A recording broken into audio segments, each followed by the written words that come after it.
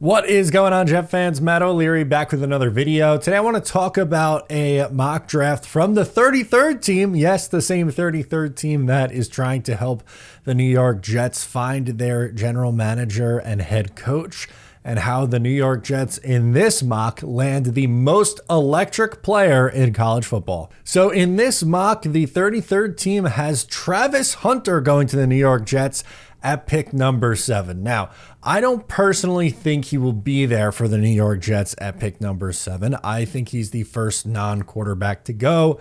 If things remain the same, I would imagine in some order, it's the Giants and the Raiders 1-2. And I think both of those teams take a quarterback.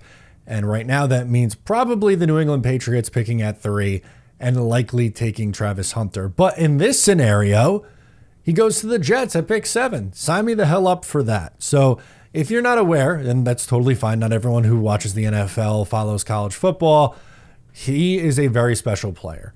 He won the Heisman Trophy this past year playing both cornerback and wide receiver for Deion Sanders, Colorado. He had 1,152 receiving yards and 14 receiving touchdowns to go along with 4 interceptions and 11 passes defended, which led the conference. Not only can he play both sides of the ball, offense and defense, he is very, very good at both sides of the ball. This year, he won the Chuck Bednarik Award, which goes to the best defensive player. He's an All-American, won the Walter Camp Player of the Year Award, which goes to the most outstanding player. The guy is just an absolute animal, and I can't wait to watch him at the next level. I think he's going to be exciting. Now, for me personally, I think in the NFL, he's likely a starting cornerback who has a package on offense. I'm not sure it's fair to expect him to be an every down corner and an every down wide receiver. That's just probably not sustainable at the next level. Look at these results. People are making thousands every month betting on sports completely risk-free. The secret, they're using OddsJam. OddsJam isn't just another betting app on the market. It's turning the entire system in your favor. Here's how. OddsJam uses arbitrage betting.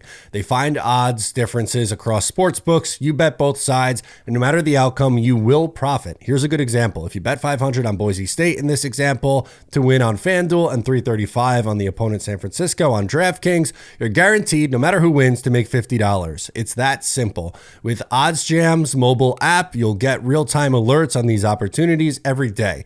People are making thousands monthly, and to get you started, use code O'Leary for 35% off and a 7-day free trial. I'll guarantee that you profit during the trial, but if you don't for whatever reason, cancel with one click, no questions asked.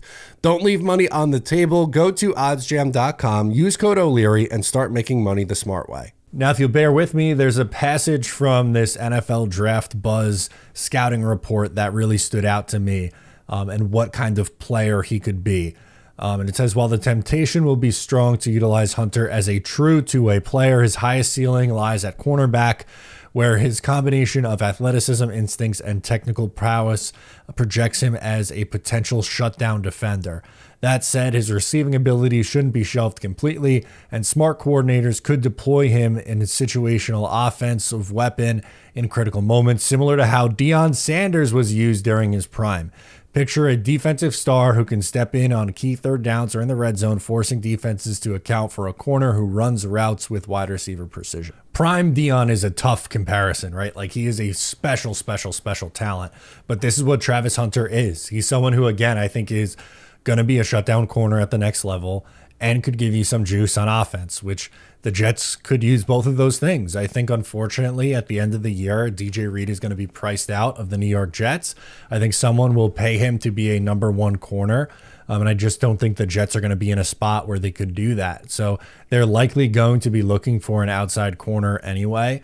And not only are you getting one, you're getting someone who could give you something on the offensive side of the ball as well as a receiver. So it's kind of like the best of both worlds, which again is why I don't think he makes it to pick number 7. In all likelihood, I think we're ending up talking about guys like Abdul Carter, Mason Graham on the defensive side of the ball. Offensively, Tyler Warren, maybe not in the top 10, but the Jets definitely need to rebuild that tight end room. Offensive line or quarterback could come into play. I've seen Jalen Milroe mocked to the New York Jets. I don't love that at pick 7, but we're going to have a long time to talk about these things. But I was reading a mock draft earlier today from the 33rd team, saw Travis Hunter's name going to the New York Jets, and I said, this is something we have to talk about on the channel. Because could you imagine what that defense would look like with Travis Hunter and Sauce Gardner on the outside, with Jermaine Johnson back healthy, Quincy Williams, Will McDonald? You'd be going a long way to making that one of the better defensive units in the league once again, after a year where they've been really down. So I think the Jets are probably pretty likely to go defensive player in the first round. And if they do, Travis Hunter would be like the perfect pick. I just don't think he makes it there. But let me know what you think down below in the comments. I'm Matt O'Leary, and I'll catch you next time.